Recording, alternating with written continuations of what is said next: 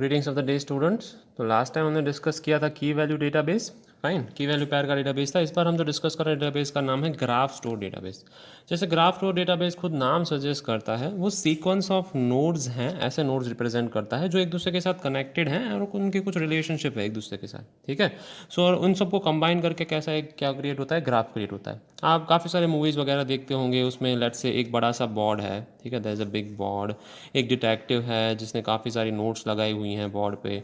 ठीक है, वो क्या करता है, नोट्स को पिन पॉइंट करता है कि ये नोट है वो इसके साथ कनेक्टेड है, ये नोट है वो इसके साथ कनेक्टेड है, and then this node is connected with this, and it is establishing some connections. Let's say he found a connection, this and this is connected and this is connected, उसको कुछ connection मिलता है, उसके ऊपर से वो अपना केस आगे बढ़ाता है।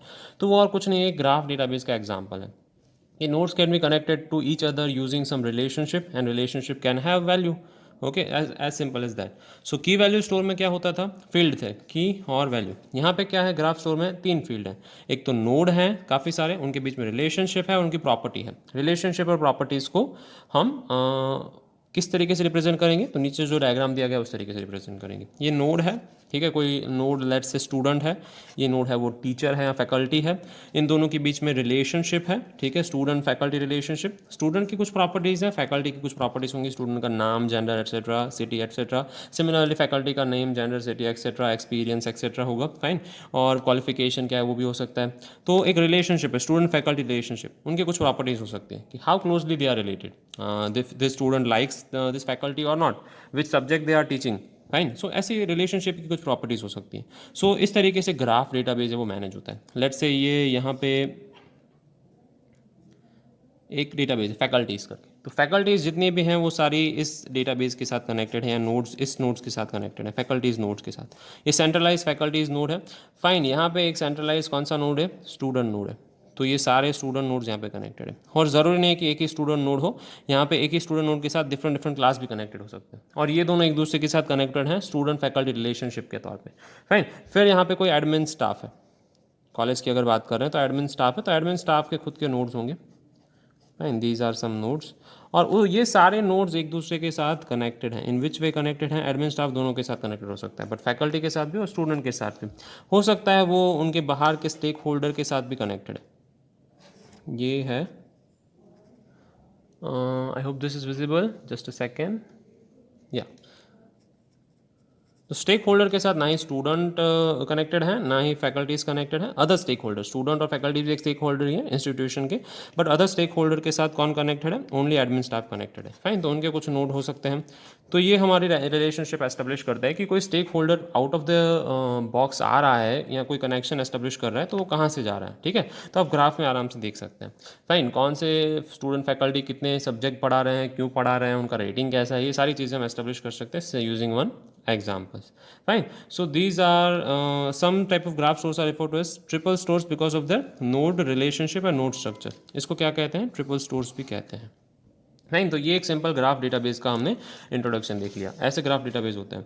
तो ग्राफ क्वेरीज को कैसी होती हैं, सिमिलर होती हैं ट्रैवर्सिंग अ नोड। अगर आपने बाइनरी ट्री वगैरह ट्री स्ट्रक्चर पढ़ा हुआ है अच्छे से, तो आपको पता होगा कि बाइनरी ट्री स्ट्रक्चर वगैरह में ट्री स्ट्रक्चर में होता क्या है, मेन शॉर्टेस्ट पाथ क्या है, इनके नेबरिंग नोड्स हैं उनमें स्पेसिफिक प्रॉपर्टीज़ हैं कि नहीं है। मुझे ऐसे आसपास वाले नेबरिंग नोड्स चाहिए, लेट से मैं स्टूडेंट बना रहा हूँ या फैकल्टी का ट्री बना रहा हूँ, ठीक है, तो मुझे ऐसे नेबरिंग नोड्स चाहिए आसपास वाले जिनका फैकल्टीज़ का एक्सपीरियंस अच्छा हो, या ऐसे स्टूडेंट चाहिए जिनके SPSC पे पर्टिकुलर एक्सपीरियंस एक प्रॉपर्टी हो सकती है, एक SPSC पे एक प्रॉपर्टी हो सकती है कि इनसे ज़्यादा हो, वही स्टूडेंट्स चाहिए मुझे।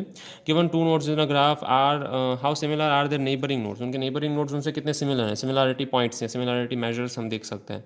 Average connectedness of various points on the graph, students हैं तो एक दूसरे के साथ कितने कनेक्टेड हैं। लेट्स से ये स्टूडेंट ग्राफ है, ठीक है, एस लिखता हूँ इसको, स्टूडेंट 1 एंड स्टूडेंट 2। पॉसिबल है कि ये दोनों सिबलिंग्स हैं, स्टूडेंट 1 एंड स्टूडेंट 2, तो स्टूडेंट 1 और स्टूडेंट 2 एक दूसरे के साथ इंटर कनेक्टेड भी हैं। ठीक है, हो सकता है ये दूर दूर से कनेक्टेड हो। फाइन, स्टूडेंट और स्टूडेंट 2 एक दूसरे के साथ कनेक्टेड हो, बट स्टूडेंट 2 है वो स्टूडेंट 3 का फ्रेंड हो, इस तरीके से ये दोनों कनेक्टेड है। स्टूडेंट 1 है वो स्टूडेंट 5 का फ्रेंड हो, पर स्टूडेंट 5 है वो अगेन ये स्टूडेंट 1 ग्रुप है, पहले SC1 का क्लास का ग्रुप है, ये SC2 क्लास का ग्रुप है, तो ये इसका स्टूडेंट हो। ठीक है, सो इस तरीके के आई मीन पॉसिबल कनेक्शन से वो एस्टेब्लिश हो सकते हैं. Fine. Linking external data with RDF standard. अब RDF स्टैंडर्ड होता क्या है, we will see. So in a general purpose graph store you can create your own method to determine whether two nodes reference same point in the graph. दोनों के बीच में relationship होता है या नहीं होता है, यू कैन डिस्कस मैन्युअली या you can establish manually. Fine. So RDF standard follow कर रहे हैं कि नहीं चेक करते हैं. RDF स्टैंडर्ड होता क्या है, resource description format. W3 schools ने दिया है, W3C ने, वर्ल्ड वाइड वेब कंसोर्शियम ने दिया है. ठीक है. Most graph stores will assign internal IDs to each node they load this nodes into RAM. RAM में नोड्स को लोड करके उन पे डिफरेंट डिफरेंट चीज़ें ऑपरेशंस इंसर्ट डिलीट वगैरह परफॉर्म किए जाते हैं. ठीक है. तो उन W3C World Wide Web consortium जो डेटाबेस रिलेटेड है, उन्होंने फोकस क्या किया है, URL लाइक आइडेंटिफायर्स यूज़ करने पे फोकस किया हुआ है.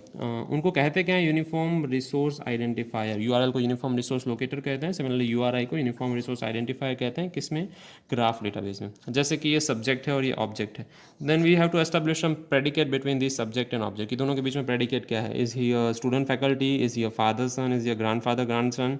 ठीक है. इस तरीके का एस्टेब्लिश है प्रेडिकेट हमें एस्टेब्लिश करना है. जैसे सिंपल एग्जाम्पल यहाँ पे दिया है, बुक हैज़ ऑथर. ऑथर का नाम क्या है, person 1 2 3. Similarly person 1 2 3 has a name Dan. Okay.